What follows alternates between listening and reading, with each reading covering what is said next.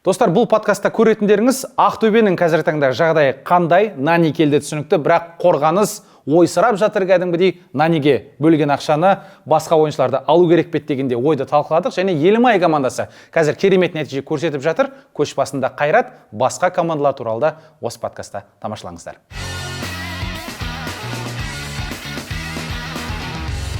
Премьер-лигада негізгі құрамда шығып жүрген, сонымен қоса Астана сапында негізгі құрамда шығып жүрген ойыншыны неліктен жастар құрамасы негізгі құрамына шығармайды деп таңқалдым. Мен де таңқалдым, шыны керек. Ол 70 миллион 40 миллионға Нани алады. Біреу сол 70 миллионды 70 голға жұмсайды. 70 голға жұмсайды. Мысалы деймін да, математикалық тұрғыда. голға миллион теңге деп былай заманның темасы негізі. Көкпардағы салым. Голға $200 беремін деген сияқты. Көкпардағы салым сияқты. Бірақ енді соның арқасында жігіттер оқ жетпес қазір 5-ші орында тұр. Ақшасы безлимитный емес екен. Ақтөбенің бары мен базары қылып, қазір оплата в интернете деген лимит келді ма? Сәлем достар, сіздермен Алим Лайф және жүргізуші Сәлімжан Тасболатұлы бүгінгі біздің студиямыздың қонақтары. Бексұлтан Кеулемқос, Бекасыл Сейітхан, жігіттер қош келдіңдер. қош көрдік Әлімжан. Қалайсыңдар? Керемет. Екі бек келді бүгін. Даблбек. Даблбектер келіп отыр. Дабл соғып кетпесеңдер болдай тұр студиядан. Қазақстан премьер-лигасы. Біз осы биылғы маусымнан бастап әрбір 3 тур сайын, Бексұлтан, енді сен алғашқы бағдарламада болған жоқ едің, әрбір 3 тур сайын бір кішігірім қорытынды, квартал дейді ғой. Сол сияқты қорытынды жасап отырамыз, және де өзіміздің символикалық құрамдарымызды жасаймыз. Жігіттер бүгін енді оны білесіңдер, жасадық. Соңына қарай көрсететін боламыз. Енді жігіттер, соңғы 3 ойында 7 ұпайға иелік еткен, және де дәл қазіргі таңда турнирлік кестеде де тәп-тәуір 3-ші орында тұрған бір ұжым бар, семейлік Елімай деген. Дәл осы Елімай ұжымы туралы, Андрей Карповичтің қойып атқан ойын мәнер туралы Бекасыл, өзің бастасаң не ойлайсың? Енді Карпович мырза Елімайдың сол бір енді қиын қыстау деп айтпай қойын, бірақ көпті бірге көріп келе жатыр ғой. Тактикалық тұрғыда ойын жүйесі, доп ұстау мәнері, одан бөлек қорғаныстағы әрекеттері қанағат тұтарлық деп айтар едім, жоғарғы деңгейде. Және қаптал арқылы шабуылдар менің көңілімнен шығуда. Одан бөлек орта шептегі ойыншылардың да жасағы белгілі бір голдың соғылуына әкеп жатыр, және бұл жерде ең басты фактор не? Мінез. Соңына дейін күресуде. Одан бөлек Мұртазаевты айтсақ болады, жокерлік бір жаңа қасиеті, жаңа қыры ашылып жатыр деп айтсақ да болады. Әйтпесе көненің көзі ғой, Мұртазаевты жас талант емес, қазір енді терлеп тепшіп Елімайды белгілі бір жеңіске жетелеуде. Білмеймін, Елімайдың дәл қазіргі халі бір чемпиондыққа таласатындай деңгейде келе жатыр. Команданың фанаттары өте керемет қолдау білдіруде. Пиар жағы, әкімдіктің қолдауы, сондай бір үйлесімділік бар кезде бір атмосфераның туындап тұрған сезіледі. Және осы соңғы ойында Бексұлтан енді Астанаға қарсы ойынға қазір келетін боламыз. Өзіңде енді жігіттер барлығымыз тамашаладық қой. Мен тіпті ойында жүргізген болатынмын. Керемет бір перформанс болды. Қазір осы экранға ұсынатын болсақ, осы перформансты міне Абай, Семей, Елімай деген бұл жерде енді Абай атамыз бар, Шәкәрім бар, Бөкейханов және де Мұхтар Әуезов. Дәл осы Семей қаласынан немесе Семей жақтан шыққан енді қазақтың жалпы зиялылары дәл осындай керемет перформансты аренада жасаған болатын, және Елімай да осы перформансқа сай өнер көрсеткен сияқты. Бексұлтан, өзің қалай ойладың? Елімай мен Астана арасында ойнайтын кезде енді кімді фаворит басында ойынға дейін фаворитті кім санаған еді? Енді Астана деп ойладым. Шыны керек, Астана деп ойладым, және олар жылдам гол соқты, басымдыққа ие болды. Енді Семей деп тұр, қазір енді Семейде жылдамырақ енді әлгі арена соғылса, әйтпесе енді Астана өз алаңында қарсыласты қабылдады десек те қателеспейміз. Елімай деп бірінші болып жазылып тұрды енді формальды түрде. Және бірақ Астана аренада жалпы Астананың нөпіріне шыдас берді, ол түсінікті көрдік. Жылдам голға әлбетте кез келген кездесуде сен қақпаңа осындай бір 30 секунд шамасында гол соғылса, абдырап қалып, әрі қарай бір аяқ дірілдеп деген сияқты жоспарың барлығы бұзылып, мысалы бапкер матч алдында сен бүйтесің, үстесің дейді, бірақ 30 секундта гол соғылған кезде не істерін білмей қалуы мүмкінсің. Бірақ Елімай жалпы керемет камбэк жасады, жалпы өз миссиясын атқарып отыр.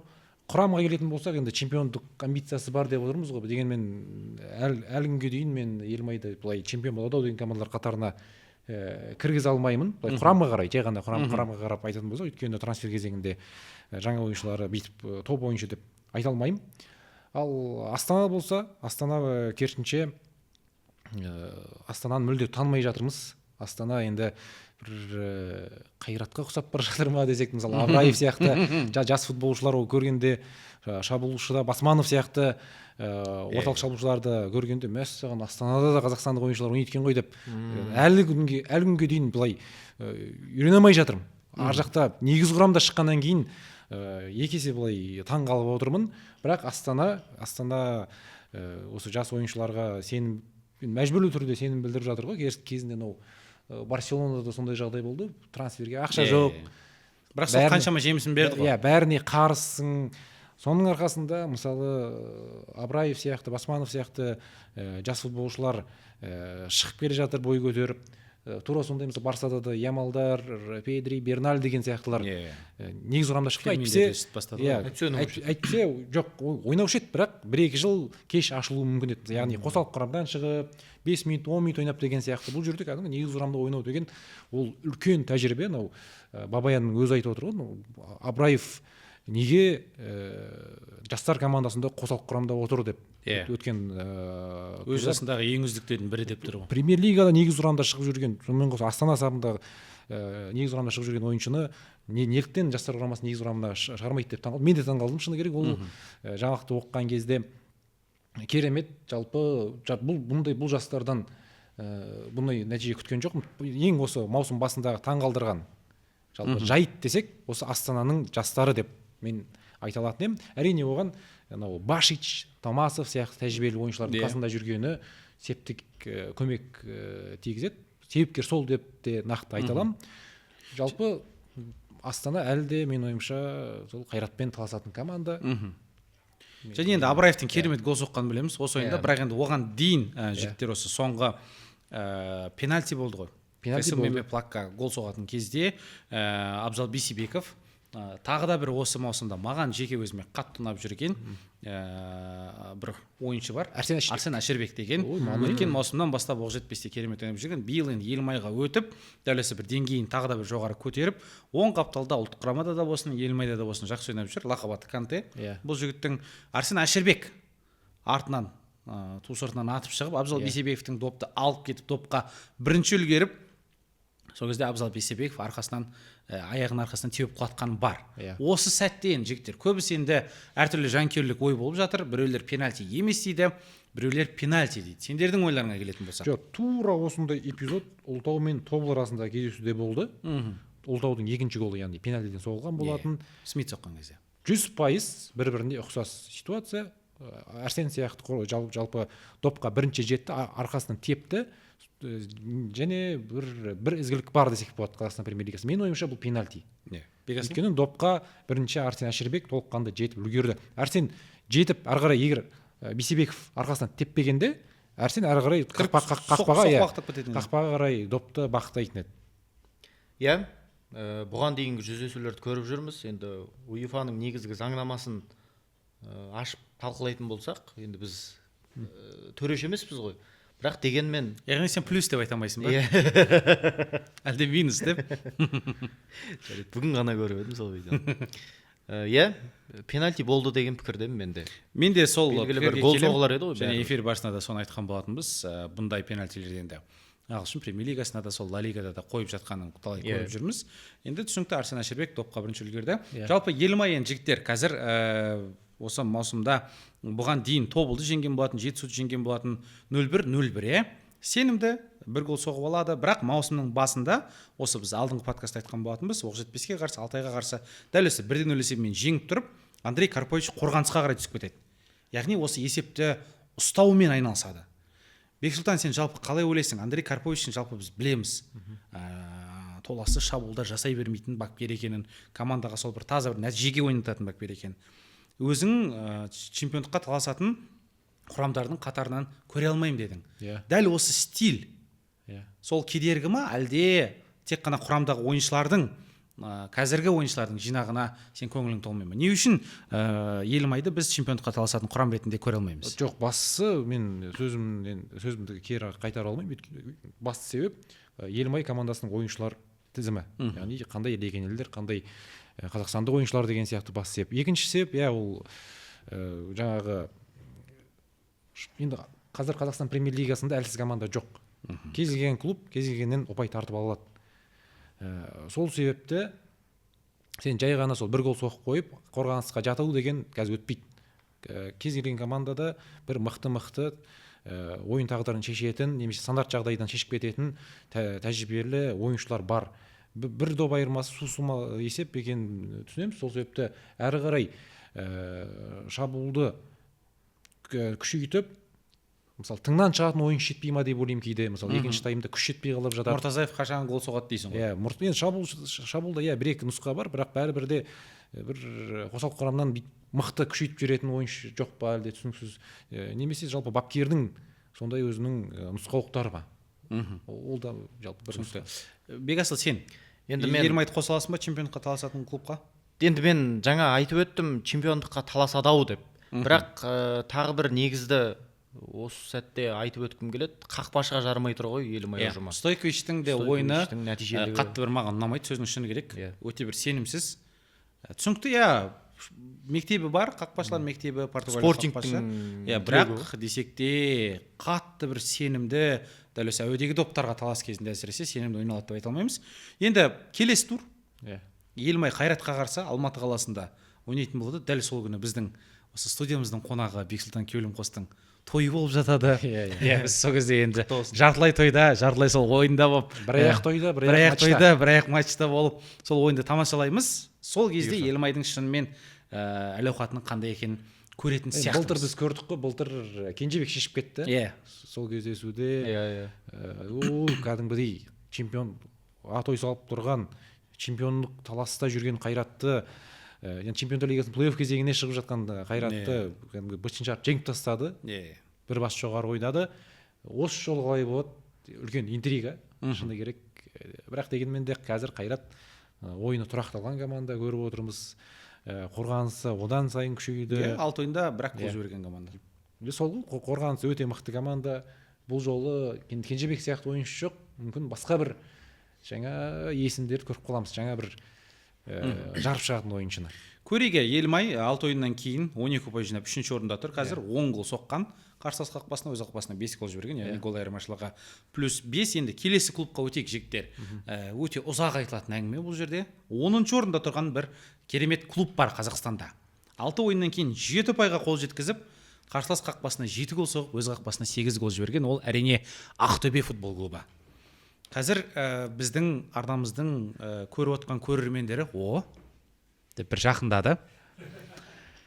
Маусымның басында дәл осылай Қазақстан премьер лигасына подкаст түсіріп жатқан кезде көптеген Ақтөбе жанкүйерлері маған жекеменде жазған болатын.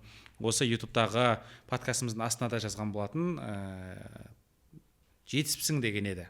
Себебі Ақтөбенің қорғанысына үлкен мәселелер бар жігіттер деп айтқан еді. Нанидің келгені, Нани 15 гол соғатын, командаға әр тур сайын гол соғып отыратын ойыншы емес. Түсінікті, керемет пиар, барлығы зор, әрбір қалаға барса Нани арқылы жанкүйер жинауға болады. Ол жалпы пиар ретінде жақсы іс қадам. Бірақ футболшы ретінде шабуылға ол қатты бір үлес қоспайды дедім дағыны. Бірінші турда Нани Ордецке пас берген еді ғой. Сол кезде жанкүйерлер тағы жазды маған: "Чотам, брат, Нани келді да міне результат жасап жатыр" деп. Енді жігіттер не дейсіңдер қазір? Мен қалай сен логикаңды жалғастыра өтейінші Нани туралы. Нани келген кезде мен қуандым. Жақсы, керемет, қазір енді жеке инвестор келіп жатыр, ақшасы көп дейді деген сияқты. Мен былай ойладым. Жақсы, Наниді миллионға алып келді, және миллионнан бөлек Ақтөбенің бюджеті мынақты тағы да бір 10 миллиондай бар деп ойладым. Яғни Ақтөбенің ақшасы лимит жоқ, шексіз деп ойладым. Сөйтсе ол жалған екен. 4-ші сәуірге дейін әлі уақыт бар, тұра тұрыңдар. Қазір 1-2 футболшы үшін жалға беріп жіберді легионер, атынып тұрмын. Сөйтіп жақсы, оның орнына мықты ойыншылар келеді. Кәдімгі Башис сияқты, Тамасов сияқты деңгейдегі, Аманович немесе сондай бір футболшылар келеді деп күттім. Бірақ ақшасы безлимитный емес екен. Ақтөбенің бары мен базары қылып, қазір оплата в интернете деген лимит келді ма? Не проходит деп. Лимит шықпаған екен. Сол себепті қазір уақыт өте келе Нанидің трансфері қате деп ойлаймын. Өйткені Нанидің орнына басқа бір сапалы, 90 минут ойнап беретін, жалпы ойын тағдырын жалғыз өзі шешіп кететін легионер болмай тұр. Мәселе сода. Бекасыл. Енді мен әр подкастта Нанидің хейтері менмін ғой негізі.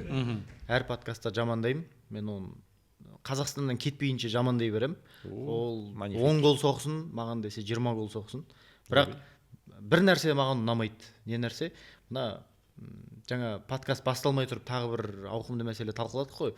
Енді Ақтөбе өз алаңындағы матчтарын ойнай алмай жүр деген не сұмдық нәрсе. Наниді алып келгенде сонда бұған дейін алаң мәселесі қайда қалды дегендей, академиялық мәселелер қайда қалды. Мартинович те осы мәселені қозғаған еді ғой негізі. Ол Наниді алып келгенше құдай-ау бір балалар доп тебетін нәрсе салып бере салу болады ғой. Қас қағымда бір біз бермейтін ақша деп ойладық қой. Маған да жетеді, маған да жетеді, қайсысы ма деп. Бірақ сол мен айтып едім да, Нани деген ол қырсық адам, ол жұлдыз. Ол қанша дегенмен жұлдыз.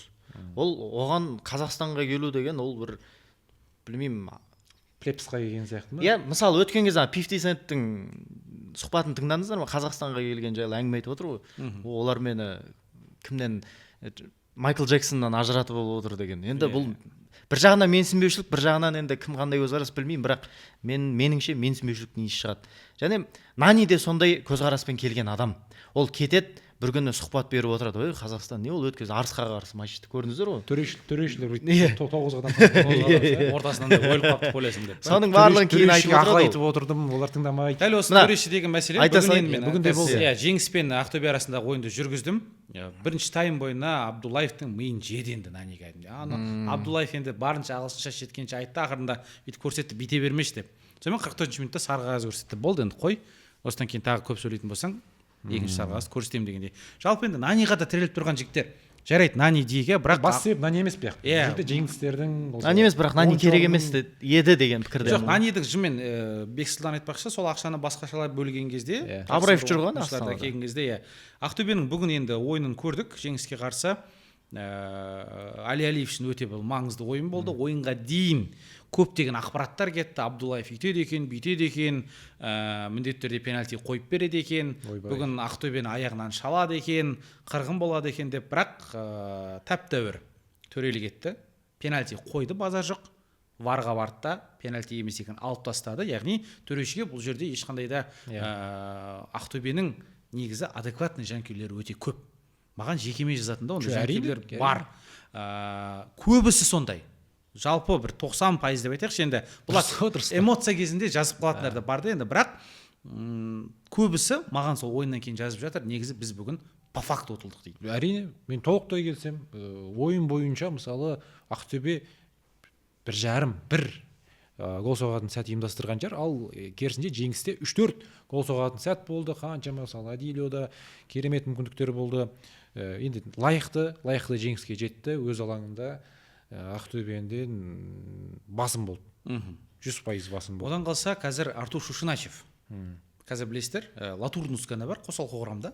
Шабуылшы ретінде Артурды алмастырылатын.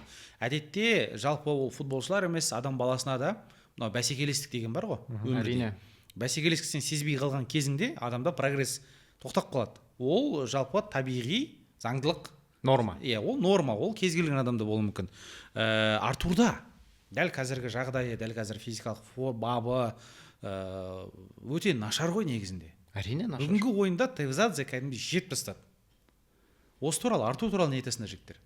Енді Артур шабуылшы болғаннан кейін де жаңа өзіңіз айтып жатсыз, бәсекелестік жоқ қазір. Ақтөбенің әсіресе шабуыл шебінде. Одан бөлек қорғанысы да әлсіреп тұрғаны үшін, мысалы Досмағамбетов жайлы да жанкүйерлер жалпы ақылға қонымды пікір жазып жатыр. Доп ұстау, доп өңдеу, тағысының пас беру нәтижелі өте төмен Ақтөбенің. Жалпы ауызбіршілік жоқ ұжым болды ғой. Шушиначевқа қатысты тікелей пікір айтатын болсақ, әрине негізі көңіл күймен ойнайтын жігіт сияқты, менің ойымша. Мысалы бір кездері болады өзі Шушиначевтің ойнап кететін. Бірақ кейде бір отқа су сепкендей басылып қалатын кезі болады. Мен маусым басында былай ойладым, тіпті Артықбаевтар келіп жатты ғой. Заруцкий сатып алды, сол кезде ойладым. Қақпада Заруцкий тұрады, және ар жақта он өте мықты легионер ойнайды деп ойладым. Нани және оның достары деген сияқты мықты легионер. Бірақ қазір көріп отырмын, Танжарықов, Досмағамбетов, Шушиначев сияқты қазақстандық ойыншылар ойнап жатыр. Яғни мына легионер қосалқы құрамда мысалы 3 легионер отыр ғой. Сол легионерлер мынау қазақстандық ойыншылардан бәсекені жеңіліп отыр деген сөз. Мүлде бабында емес. Мысалы жаңа келген мынау сербиялық ойыншыны айтамыз. Бүгін шықты еді Маркович екінші тайм басында. Яғни осы ойыншылардан деңгей төмен болып тұр деген сөз ғой.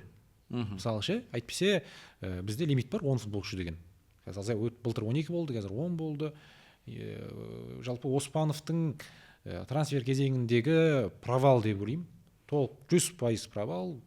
Алып келген легионерлері өте төмен деңгейде. Енді себебін өздері білетін шығар. Бірақ чемпион боламыз, біз ойбай чемпиондар лигасына қатысамыз деген сияқты амбициясы бар. Ақтөбе сияқты өте топ деңгейлі клуб үшін мынау ойыншылар жоқ болмайды. Енді мынандай да жігіттер, Қорғанысқа тағы да қарайтын болсақ, осы маусымның басында айтқан әңгімеме қайтадан оралатын болсақ, Қорғаныста Таңжарықов бүгін жас 29-да, Темірлан Ерланов 32-де, Ордес 33-те, Досмағамбетов бізде 36-да, Заруцкий 32-де.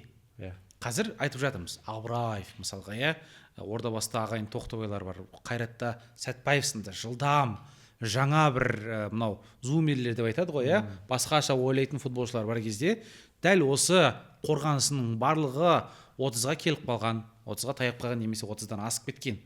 Яғни 30-дан асқаннан кейін енді адам сәл бұлжырақ бола бастайсың ғой. Қорғаныста бұрындағыдай жылдамдығың жоқ дегендей. Осы бір үлкен мәселе да шынымен. Білмеймін, енді жаңағы сербиялық ойыншы шықты. Былай жылдам сияқты. Мүлде ойнамаған, бабында емес қой былай. Иә, Митрович соңғы жарты жыл ойнамаған, қателеспесек. Мысалы Пибе деген полный провал. Осы ойын кездесуде ше. Бірінші таймнан кейін алмастырып тастай салды. Әр бір қимылы бірақ аргентиналықтың ше өте нашар. Мен де мынау стадионнан Артықбаевтың өзі келіп көрді. Жаңалықтан оқып отырмыз. Ақтөбе облысының әкімі де отырды ложада. Енді жазғы трансфер кезеңінде бір өзгерістер қажет. Бірақ енді жазғы трансферге дейін жігіттер енді қазір қараңдар. Қазірдің өзіне бірінші орында тұрған Қайраттан Ақтөбе 7 ұпайға қалып келе жатыр. Өте көп.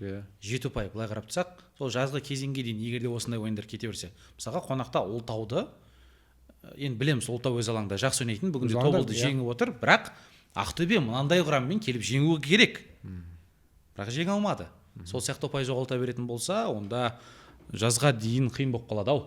Одан қалса жазда білеміз, командада биыл Еврокубок жоқ. Ақтөбе Еврокубокқа қатыспайды. Сол үшін де ертерек ойлану керек. Енді келесі турда плюс болып тұр Ақтөбеге. Мүмкін жазда сол ұпайды қайтарып алатын шығар. Келесі турда келесі Ертіске қарсы ойнайтын болады өз алаңында. Елімай бар Қазақстан. Қобыланды Батырда болады. Иә. Жалпы өз стадионына оралайын деп жатыр алғашқы рет. Бірінші кездесу болады енді. Жанкүйерлер жарылқамаса енді басқа ешкім жарылқамайын деп тұр ғой Ақтөбе. Одан кейін Елімай мен Қазақстан кубогында Елімайдан кейін араға 3 күн салып Шымкентте Ордабасымен қарсы ойнайды. Ордабасы қазір жақсы бабында. Жақсы бабында, енді оған қарсы келеміз. Жалпы Ақтөбенің жігіттер маусым соңына қарай немесе дәл осы қазіргі болып жатқан жағдай өзгерте алады деп ойлайсыңдар ма? Жаңа бір не оқып қалыппын, бұл сезонды бітіре салайық, бұл маусымда келесі сезонды бастайық деген. Жоқ, енді ерте оған. Олай ерте айтқан, Оған ерте, енді маусым 6 ақ тур өтті. Тым алға қарай өйтіп қажет жоқ. Мен бәрі сол ақша кетіретін сияқты, менің пікірім. Енді қаншалықты премияға ақшасы бар, қаншалықты жазғы трансфер кезеңінде жаңа ойыншылар қосуға ақшасы бар деген сияқты сұрақтар өте көп. Енді жаңа бапкер алып келіп отыр. Таркович. Ол бапкер сәл енді сюрприз болып тұр. Қалай болады? Мысалы, дебюті өте нашар болды. Мойындауымыз керек. Мысалы, бүгін кездесуде басында 4 қорғаушымен шықты, сосын 5 қорғаушыға ауысты. Бір өзінің қойып жатқан ойыны жоқ мәселенки. Әлі түсініксіз. Қорғаныстан шыға алмай өтті ғой, ортаға қарай дұрыс пас асырамай, тек қана әуемен. Ешқандай идея жоқ әлі. Идея болған жоқ. Түсінікті, Бекасыл алып қосарың? Алып қосар ештеңе жоқ. Күшею керек, бірақ қанша дегенмен ұпай алмасу жағы өте қиын болып жатыр. Енді маусымды бітіре сап келесі маусым бастайық дегенде ол әрине қатты айтылған. Бағанағы әңгімеге келеміз де, ұпай жоғалту деген көп болады мынау Қазақстан премьер-лигасында. 16 командаға көбейді деп жатырмыз, дегенмен мынау Алтайды көріп отырық қой негізі. Қалай күреседі, мысалы құрамы әлсіз болса да соңына дейін ойнайды деген сияқты. Ұлытауды көріп отырмыз, Қызылжар жарып жатыр. Сол себепті лидерлер Қайратың болсын, Астанаң болсын, ұпай жоғалту әлі жетеді. болады. Жарақат бар әлі. Түсінікті. Келесі бір клубқа өтейік. Ол Ордабасы футбол клубы. Жалпы енді осы турда соңғы Ордабасының 2 ойыны, 4-ші және 5-ші турдағы үлкен дауға айналасында дау болды. Тіпті сол 4-ші турдағы ойынды мен жүргізген болатынмын Атырауға қарсы. Енді білмеймін, кім қалай айтуы мүмкін, бірақ мен сол эфир барысында айтқан 2 сөзімнен дәл жаңа жауапкершілікті тарта алмаймын. Дорофеевтің соққан голы екінші мен үшін таза гол. Жасұлан Әмірденді көбісі кінәлап жатыр, жаңағы симулянт, актер деп жатыр, бірақ Оған бәрібір. кез келген ойыншы, хоть Месси, хоть Криштиану Роналдоның болсын, егер де сондай мүмкіндікті көріп берсе, ол құлайды. Себебі футболшының бірінші жұмысы ол не? Ол командаға нәтиже алып келу. Әрине. Бұл жерде Әмірде кінәлайтын түгі жоқ. Мен де болсам сөйтіп істейтін едім Әмірдің орнында. Ол өзімен өзі қалып қалған жоқ қой, кәдімгі кіші сәл контакт болды. Болды, бірақ сол жеткілікті болды енді. Сәл аржаған сурет салып жіберу мүмкін, бірақ по факту контакт болды, иә. Енді фейрплей несін, жүлдесін қатты маңызы қылмайды да енді ол да. Кім әйтпесе Ерхан Астанов айлаға тебе салуы мүмкін еді ғой. Мысалға. Иә. Бірақ енді бұл жерде сол бір ұпай маңызды болды. Ол ойын туралы енді көптеген әңгімелер айтылды жігіттер. Бұған дейін бір қозғап өтетін болсақ. Сқақов пен Саракоподова шеттетілді әзірге жұмыстан. Бірақ енді сөздің шыны керек. Атыраудың 2-ші гол туралы сендер үшін гол ма сол? Әлде төреші дұрыс шешім қабылдап алып тастады деп ойлайсың? Төреші қате шешім қабылдады. Ол айтылды ғой енді. Иә, ол айтылды. Одан кейін тағы Астана туралы енді ойынды да айта кетейік. Әлібек Қасымның сол Жасұлан Әмірдің сындырғаны ма? Иә, тек Негізі сәл қалды мен жүргіздім ғой сол ойынды. Тіке аяғымен келгені бар. Сәл төмен Мен қарай шошып тисе, енді кеттім. Құдай сақтасын. Тізе ортасынан морт сынып кету немесе Бітті ғой. байламдар үзіліп кетуі мүмкін еді. Ол жерден қызыл қағаз көрсетілу керек еді сөздің шыны керек. Әрине, сөзсіз. Кастро мырза бұл туралы ешқандай өзінің пікірін жазбаған екен. Бірақ бұл қай жерде де болсын, Қазақстан болсын, Англия немесе Бразилия болсын, әлемнің кез келген түкпір-жерінде бұл қызыл қағаз. Осы турда Ордабасы жеңіске жетті, бірақ өте қиын жеңіс болды. Себебі қарсылас Оқжетпесті де қазір Ринат Әлеуетов мынау алаң ортасына өңкей қазақ жігіттері жинап алған. Жасұлан Махамедханов, Нұрғайни Бөребаев, Әбинұр Нұрымбет сынды, алда Оралхан Өміртаев ойнап жатыр. Керемет бір құрам. Ордабасы таза бір мінездің арқасында жеңіске жетті. Мағжан Тоқтыбай өткен маусымда, енді айттық қой, ағайынды Тоқтыбайлар Пегасыл екеумізден ойындарын жүргіздік. Академия оңтүстікте шайқаған болатын. Сол жеңісті голды соқты. Ордабасының стиліне көбісі Андрей Мартиннің қойып жатқан шабуылдар көп. Бірақ жетіспейтіні сол реализация. Осы туралы не айтасыңдар? Енді Мартин әр матч сайын сөйтіп жылайды ғой. Ойбай, біз XG-дің короліміз деген сияқты. Бұл матчта да біз жеңуіміз керек еді деп ұпай жоғалтқан матчтарды айтады. Енді ол бапкердің олай сөйлегені сәл жараспайтын сияқты, біз айтсақ мейлі да. Бірақ бұл кездесуде осы ойын туралы айтатын болсақ, керемет еуропалық деңгейдегі матч болды десем қателеспеймін. Осы стадиондағы атмосфера deyip айтамыз ғой енді бәріміз. Бұл енді аса қатты бағалап жатыр деп ойламаңыздар. Дегенмен шын мәнінде толық стадион, жанкүйерлердің қолдауы осындай жоғары темпте өткен кездесуге себепкер деп ойлаймын. Ойын өтте жоғары жылдамдықта темпте өтті. Алаң ортасы жоқ болды десек болады. Екінші таймда шабуылдан шабуыл кәдімгідей осы турдың көркі болды. Бұл кездесу және Ордабасы соңында жеңісті жұлып әкетті. Жалпы Ордабасы лайықты түрде жеңіске жетті. Тек жалпы сол. Бекасыл. Енді Тоқтыбайды айта кетейік, өзінің әкесіне арнады. Әкесі ауыр халде жатқан екен. Алла шипасын берсін деген тілектеміз. Жалпы психологиялық тұрғыда бір тосқауылды жарып өтті деп айтсақ та болады. Жеңіс голын сыйлады. Енді Ордабасының даудамайына әрине біз өзіміздің бір пікірлерімізді айтып өттік. Ал бүгінгі матчқа оралатын болсақ, әрине Оқжетпестің адуынды шабуылын қайтара білген, одан бөлек керемет қорғаныста ойнай білген Сергей Малыйды да мен өте бір ерекше мақтап жүрем. Себебі биылғы маусым Сергей Малый, Мұртазаев бір көненің көздері қайта оянып жатқан секілді көрінеді менің көзіме. Және Малыйдың гол соғар қасиеті де биылғы маусымда өте орынды голдар соғылады.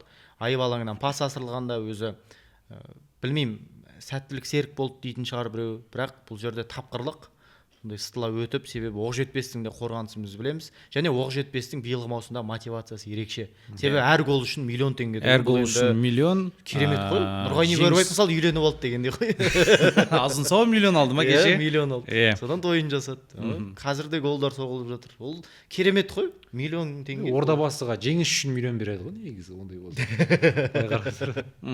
Жалпы деген ғой енді Оқжетпеске қатысты. Әрине, және қақпашыға да, қорғау ойнаған үшін қателеспесем 1 миллион ба тағы да беру керек. Сондай бар. Сауэр мырза бұл жерде дәл осы Оқжетпесті қазір алып Хайпқа жақын екен ағам, хайпқа жақын енді балаларға да мотивация ғой. Голға миллион теңге деп бұрын былай заманның темасы ғой негізі. Көкпардағы салым. Голға $200 беремін деген сияқты. Көкпардағы салым. Бірақ енді соның арқасында жігіттер Оқжетпес қазір 5-ші орында тұр.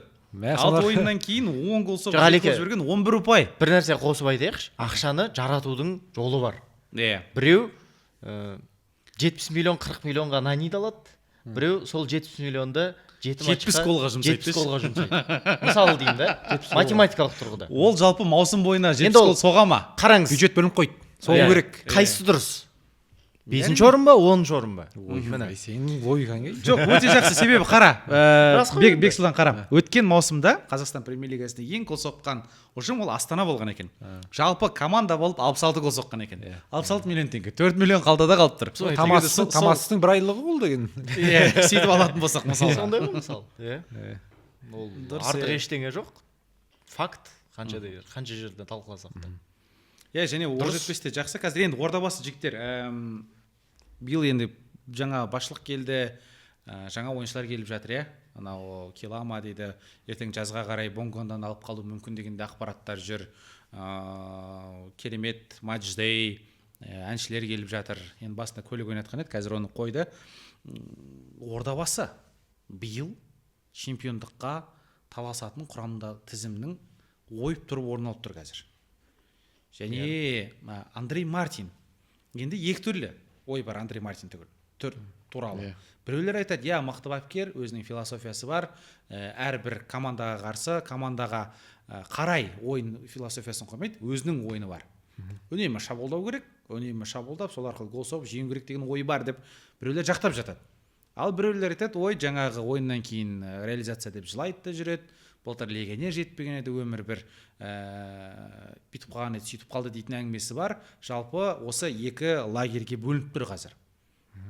Мартин Ордабасыны чемпион қылатын бапкер ма? Менің ойымша жоқ.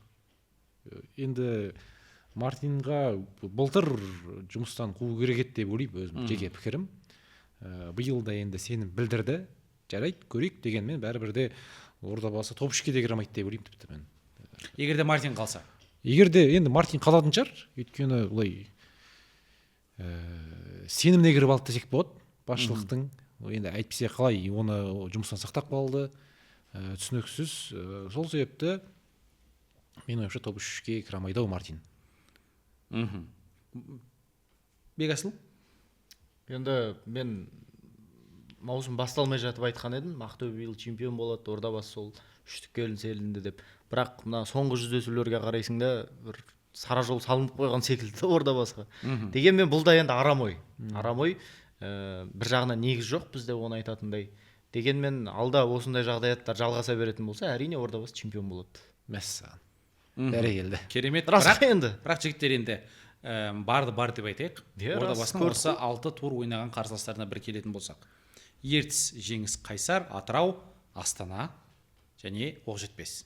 Ал енді осы мамыр айындағы қарсыластарына келетін болсақ, 3 мамыр күні өз алаңда Ақтөбені қабылдайды. 22 мамыр күні Тобылға қонаққа барады және 27 мамыр күні Қайратты қабылдап, 13 маусым күні Елімайға қонаққа барады. Яғни алдағы 6 ойынның ішінде 4 топ қарсылас. Осы жерде үлкен сұрақ. Мартиннің де тағдыры осы жерде шешіліп қалатын сияқты жігіттер, қалай ойлайсыңдар? Енді шынымен де Ордабасы басшылығы Мартинге чемпион бол деген мақсат қойса, шешіледі. Бірақ бізге ойбай чемпион боламыз деп Мартинге топ үшке кірсең болды деп айтса, әрі қарай жұмыста қала берді деген сөз ғой. Сол бапкерге қандай мақсат қойылды? Қандай уәде берілді бапкер? Былай мынаны сатып алсаңдар үштем деп, осындай мақсаттарын орындайын деп қандай мақсат орындалды? Егер шынымен де чемпиондық деп мақсат қойса, менің ойымша қуылады. егер де сәтсіз ойнап жатса әрине. Иә, сәтсіз ойнап жатса. иә бекіс мырза өте дұрыс айтады. Ол кімге қалай айтылған біз білмейміз ғой. Бапкермен білмеймін енді кафеде отырып бір басқа нәрселер талқылаған шығар, иә. Әркім әртүрлі жоспар құрады ғой, мақсат міндет. Біреу академияның ойыншыларын ойнатсын дейді, мысалы Боранбаев. Тағысының тағысы дегендей. Бірақ білмеймін енді Мартинді ауыстыру керек қой негізі. Жақсы жағынан. Яғни жалпы бұл жерде мен де осы жаңа бізді маусым басында шақырды ғой, жаңағы басшылықпен танысқан кезде, құраммен жаттығуын көрсеткен кезде, сол кезде Мартин мырзаға да сұрақ қойған едім, жалпы легионерлерді алып жатсыздар, бірақ былтырғы трансферлік политикаңыз сіздің құрдымға кетті, кәдімгідей барлығы дұрыс емес болған мойындайсыз ба дегенім, иә деді.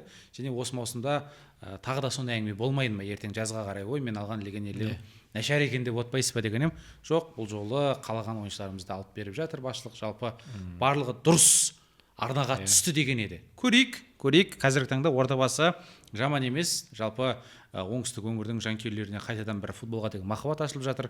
Соңғы рет осындай солдауттар ордабасы чемпион болған кезде. Маркетингіне ол ешқандай маркетинг жоғары деңгейде. Келесі турда қандай әнші келеді екен? Инсайт жоқ. Келесі турда келмейтін шығар, себебі Қызылжарға қарсы ойнайды.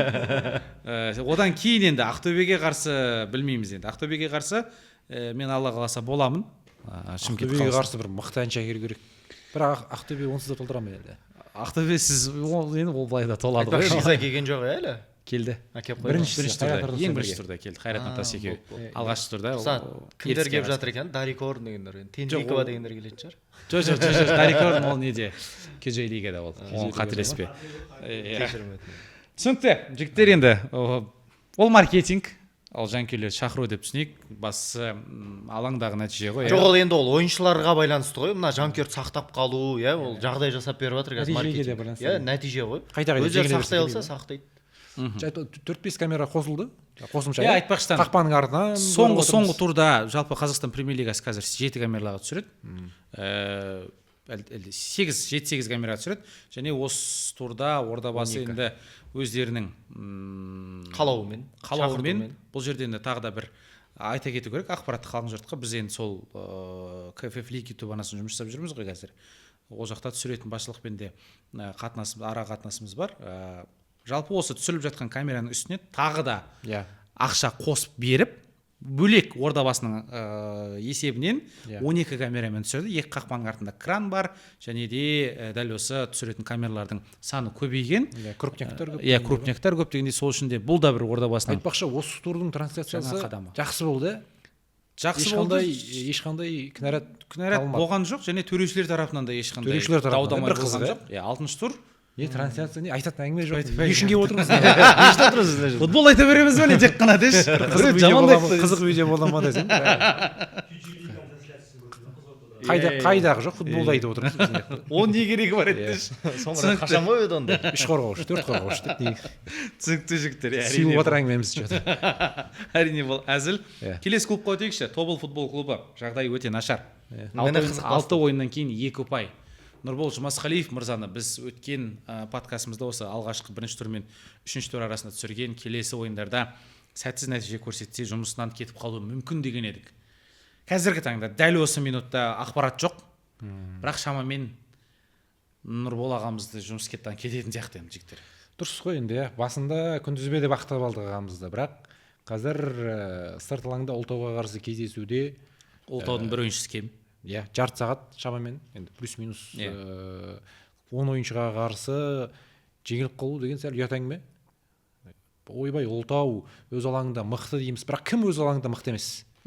Алтайға қарсы кездесуді айтсаң да, ойбай, Алтай өз алаңында мықты қой деп жаба салуға болады. Дегенмен, олай ақтап алудың қажет жоқ деп ойлаймын. Бапкер нәтижеге жауапты, қазір нәтиже өте нашар. Тобыл, Суперкубоктегі матчын тамашаладық қой, мен алдап кетті шынында керек. Бәріміз алдады ғой, сенің ғана емес. Таза Тоттенхэм болды мыналар. Тоттенхэм ПСЖ арасындағы кездесуде естерінде болса Суперкубокта ойбай, Тоттенхэм деген ПСЖ әлемнің үздік командасына қарсы керемет ойнады да, бірақ маусымда енді чемпионшипке ойнап тұр, тура сол болып тұр. Дұрыс айтасыз. Ой, мен Тобыл 4-ші орын болады деп жүрмін ғой. Күштеңе болды анда. Сөйтсек, қазір 15-ші сатыда өте ұят жағдай. Енді себепке келеміз ғой барлығы, не үшін бұлай болып қалды, не үшін бұндай деп. Енді ең бірінші ойға түсетін себеп әрине сол жаңағы Чесноков, Әл-Мисауди сияқты жалпы жалғыз өзі Ойыншылардың шешіп кетіп кететін қалған, ойыншылардың кетіп қалған дейміз. және соның орнын толтыратын ойыншылар жоқ қазір. Бұл енді ең оңай себебі осы болып тұр. Сендер не ойлайсыңдар? күштеңе айттыңыз негізі Тоттенхэм жайлы. Тура сондай болып тұр. Қазірде Тобыл аутсайдерлік тізімде тұр. 12-ші орында ма? Тобыл? Иә. 15-те. 15 А, жол. 15-ші орын, кешірім өтінемін. Бізде 16 команда қазір. Сондай ма? Иә, 15-ші орында тұр. Енді ана Аңсатқа қарсы 8 гол соқты да, сосын Қайратқа келіп. Қайратпен 1-1. Иә, Қайратпен 1-1. Одан кейін сондай суперкубокта қатты алдап кетті бізді. Биыл күшті ойнайды. Тағы берген жаңа қарқын жинады. Жаңа айтып жатыр ғой, орын толтыратын жігіттер жоқ деп, бірақ өткен маусымда жарқылдаған Жұмат, Марат сынды жігіттерді қатарына қосты. Өзіміздің жергілікті. Әрине түсінікті. Дәурен Жұматта, Дамир Маратта енді Чесноковтың деңгейінде емес, бірақ ой болды ғой осы жігіттер бір шабуылдағы мәселені шешетін шығар деп. Урыш Миловановичті алды. Басында сәтсіз ойнап жүрген, бірақ соңғы 2 турда Қайратқа қарсы және Ұлытауға қарсы гол соқты, бірақ ол әлі де жеткіліксіз болып отыр. Алаң ортасында шынымен осы Эльмис Сауди сынды ойыншылар жетіспейтін сияқты қазір. Және Нұрбол Жұмасқалиев енді білмеймін, бір команданың ішкі атмосферасын бір ұстай алмай қалған сияқты қазір. Ол атмосфера не болып жатқанын білмеймін мен, шыны керек. Ол жақта болған жоқпын. Ойынға қарайтын болсақ, Ұлытау енді былай есепке қарап отырып 2-1 есебі түсінікті. Ұлытау қорғанысқа жатты, жол болып кетті. Отскок деп ойлауы мүмкін, бірақ отскок емес бұл кездесуде. Ұлытау лайықты жеңісіне жетті. Қызыл қағаз алса да шабуылды ұмытқан жоқ. Аса бір қауіпті бір немесе 2 шабуыл болды Тобылда. Ол кезде Ұлытау командасының қақпашысы Непогодов керемет сый жасап құтқарды. Командасын бір керемет мүмкіндігі болды. Қалған былай бүйтіп аса қауіпті ойбай дейтіндей бір момент көрген жоқпын, шыны керек. Ұлытау қорғаныста өте сауатты өнер көрсетті, сөйтіп 2-1 есебімен жеңіске жетті. Ол мәселе сода. Тобыл андай ойбай жол болмай жүр, жалпы қарғы қатқан команда сәл бір қарамыш қалдан өтіп кетті деген сияқтанды бүйтіп сәтсіздікке жори салмайсың да. Бұның шынымен де ойын жоқ командада. Шынымен де ойын жоқ. Кездейсоқ 15-ші орында тұрған жоқ команда. Енді алдағы үш ойыны Қазақстан премьер-лигасына Каспийге қарсы өз алаңында, сосын Жеңіске қарсы қонақта және Ертіске қарсы ойнайды екен. Оның ортасында Астанаға қарсы Қазақстан кубогінде ойнайды екен. Ұлытауды мақтау керек деп ойлаймын. Нұркен Мазаевтың командасы Ұлытау өте мықты. 2 ойын қатарынан жеңіске жетті. Сонымен қоса мен ойымша Ақтөбеге қарсы ойында да жалпы жеңістен сәл қалды. Ол ойында да жеңіп кетеді ау дегендей ожидание болды. Дегенмен сол кезде Ұлытаудың жолы болмай қалды десек болады керісінше ше. Ұлытаудың осы қазіргі келген ойыншылары мынау Хироки Харада бар, Анане бар, Катара Киши енді өткен маусымда жүрді. Одан қалса Смит шабуылшылары қазір тәп-тәуір бір өзара жақсы бір тіл табыса алған сияқты. Ойындары жақсы келіп жатыр. Енді символикалық құрамға қарай келген кезде осы ойыншылардың біреуі атып шығуы мүмкін. Бұл енді аздаған осындай спойлер болсын. Ал енді үздік бапкер Нұркен Мазаев болсын да. Жоқ, үздік бапкерден айтпаймыз. Онда айтпаймыз. Көш басында тұрған командаға айтайық жігіттер. Қайрат командасы 1-ші орында тұр. 6 ойыннан кейін 14 ұпай, 9 гол соғып, өз қақпасына 1-ақ гол жіберген. Қайраттың Чемпиондар лигасындағы осы ойнағаны тәжірибесі кәдімгідей қазір өзінің нәтижесін беріп жатқан сияқты ма? Қалай ойлайсыңдар? Себебі Қайрат қазір жеңгісі келсе жеңеді. Жоқ, андай да бір. Тобылға қарсы ойнады дейді, өздері ұтып аламыз ғой деп ойнағандай болды. Ал егер де шынын қалап тұрса, кез келген команданы жеңіп алатындай сенім бар қазір. Астанаға қарсы 4-0 есебімен жеңгендей ма? Бірінші таймның өзінде. Енді соңғы жүздесуін жүргіздім мен. Өткен кезде ойнады ғой орталық стадионда. Кейінге шегерілген турды деп айтайық. 25-ші тур аясындағы матч. Болашақтағы матчты көрдік былай айтқанда. Енді болашақ қалай болады екен? Қиын. Бірақ Байбек шықты. Енді ол бұған дейін Қазақстан кубогының қарсаңында Жайыққа қарсы жүздесті орталық қорғаушының қызметін сомдады. Бүгін Байырғы өзінің позициясына қайта оралды. Негізі Байбекке мына ойын уақыт жетіспей жатқан көрініп тұр. Әйтпесе өте дарынды жігіт, күші көп. Алыстан теп алатын жерінде отқан. Жоқ, расымен Байбекті мен асыра сілтеп мақтап отқаным жоқ. Тұяқбаевты қазір сөйтіп ойнатсаңыз, Себайос енді шынаты сондай ғой енді айтылуы. Соған қарағанда жақсы ойнап кетеді негізі Қайраттың академиясының жігіттері. бірақ бұл жерде жаңағы енді оларды қыруар қаржы жұмсап жатыр, иә, жалақысы бар, тағысында ұстауы бар, және менеджерлік олардың да тарапынан андай өкпені астында FIFA ойнағанда шығып тұрады ғой, тренер, почему вы меня не выпускаете? Сол сияқты, иә. Басында ключевой игрок деп алдың. Иә, күшті ойыншы деп аласың да. бастап отырмын деп. Сосын иә, сондай рейтингті тағандай өкпені асты тудырмас үшін оларды шығарып қояды. Бірақ былай қарайсың да, соны не үшін шығарып жатыр деген пікірде боласың. Енді Юккаламен әрине Оксанен бұл тізімге кірмейді. Екеуі керемет ойнап жүр. Екеуінің дуэтін ұнайды маған. осы қыстағы алған үздік легионерлер Иә. деп ойлаймын мен. Енді Африканың ішінен шығып қосуға болады. Иә, бірақ Широбоков та кеше шықты. Широбоков маған ұнады. Өзін сенімді ұстады, пастары да қандай нәтижелі. Сосын Мринский оң қапталды шабуылшы болды, Тапалов оң қапталды қорғаушы болды. Енді Әттегей. сәл осы жер енді қиыспай қалған секілді. Енді Маринскийді сол чемпиондар лигасында ойнап жүрді ғой, Дастан жарақат алған Бірақ Мринский енді кешегі матчта оң қапталды шабуылшы ретінде нашар ойнады, бірақ сосын екінші таймда алмастыру жұмыстары жүргізілді, Сатпаевты өз орнына жіберіп, екеуін дуэт қылды. Сосын тағы бір нәрсені айтып өту керек. Кешегі матчта өзі түсініксіз голдар соғылды ғой. Жоржиньо да, Сатпаев та кімнің ерні қанап кетті. Эдмилсон мысалы дейді да. Негізі қолына да тиіп кетті ма деген нәрсе. түсініксіз енді тигендей көрінді. Қиын. Бір жақсы ракурс салынбады, Иә. Вот мен айтатын әңгіме саған Бекс. неге деп. Жоқ, рас, дұрыс Вот айтасың. почему деймін да, жалпы. Вот почему. Жоқ, рас. Шын мен де келсем. Мен ары күттім, бері күттім. Бірақ ана Жоржиньоның голы да түсініксіз. Рикошет болды ма, жоқ па? Бірақ қақпашының реакциясына қарасаң, ешқандай Қақпашының қателігі. Қақпашы соққыдан алдын оңға қарай бір қадам жасап қойды. Противоход сол өзі де түсінді, ана топ бит келе жатқанда уже. Төмен қарай берді ғой.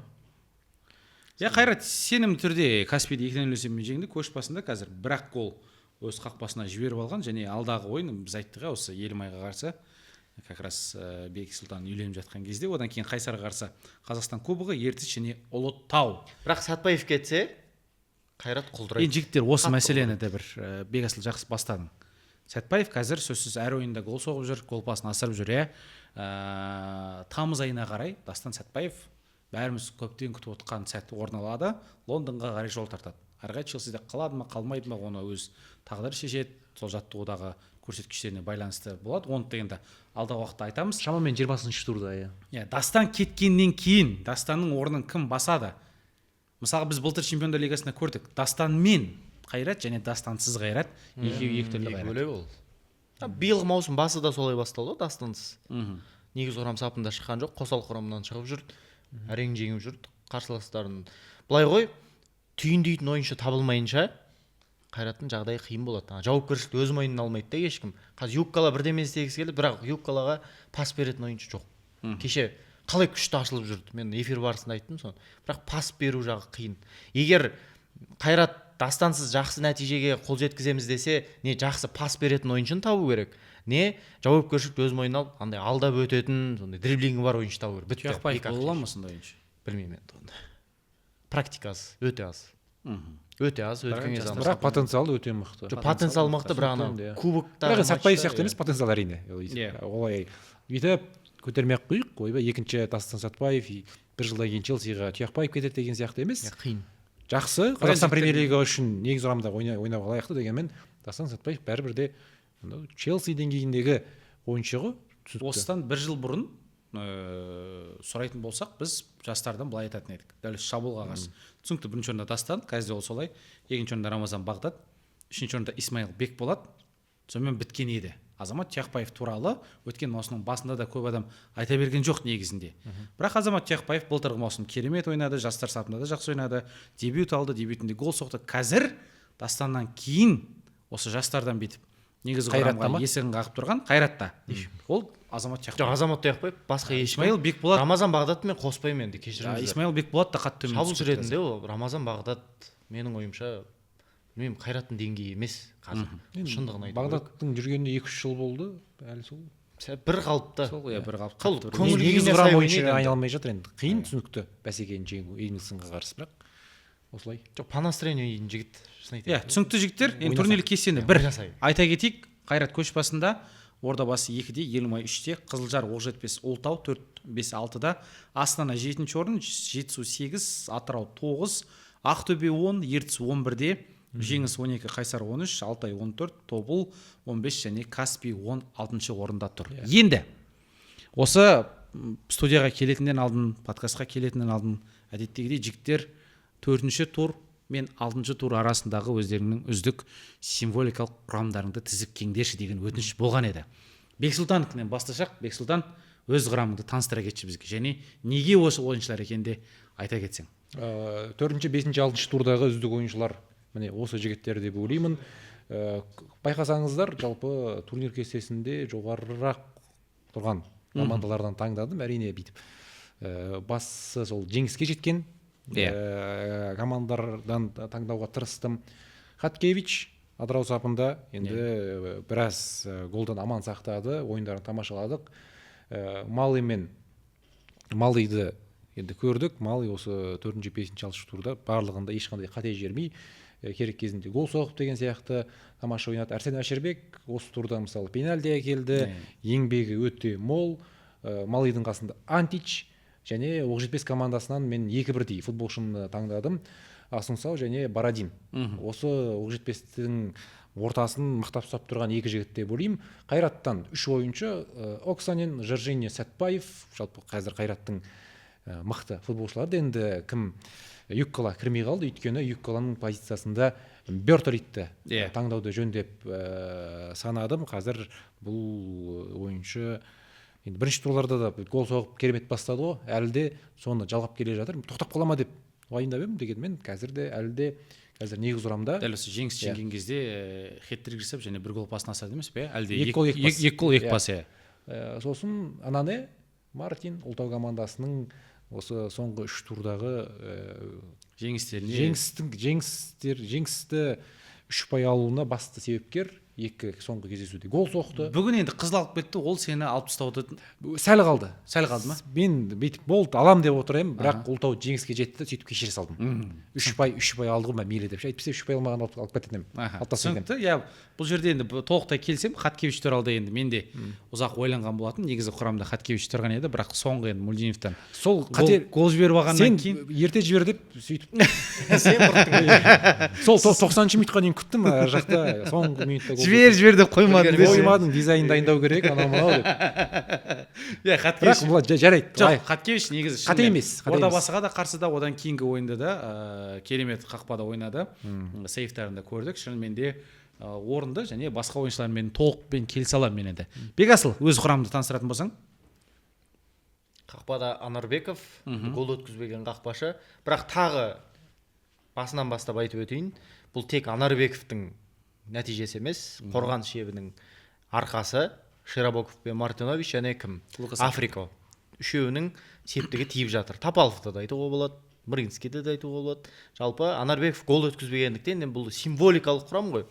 Гол өткізбеген қақпашын қою жөн санадым. Бірақ одан кейін басқа мықты сейв жасайтын статистикалық тұрда мықты қақпашылар көп. Олардың қатарына мен Нұрымжан Салайдинді қосамын. Көпке ұнамаса да. Себебі жасы біразға келсе де 25 сейв жасады. Иә, өте көп сейв жасайды. Жас балаша секіре алады. Және маңызды сәттерде командасын құтқарады.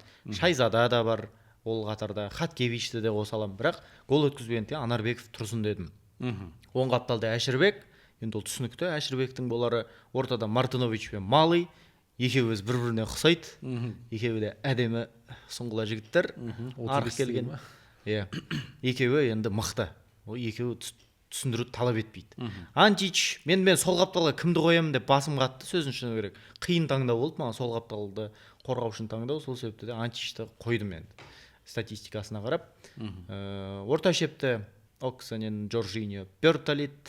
Мен енді осындай тактикалық жоспарды қойдым. Себебі Жоржиньо басқа позицияда ойнаса, ойнамай қалады. Ол гол соғып жүр. Енді әңгіме жоқ, УЕФА Чемпиондар лигасының қарсаңында шайды. Бірақ Чемпиондар лигасына дейін жақсы ойнады. Қазір кішігірім камбэк жасауда. Хейтерлеріне жауап беруде. Бірақ енді бірінші матчтағы айтқаны қате болды енді.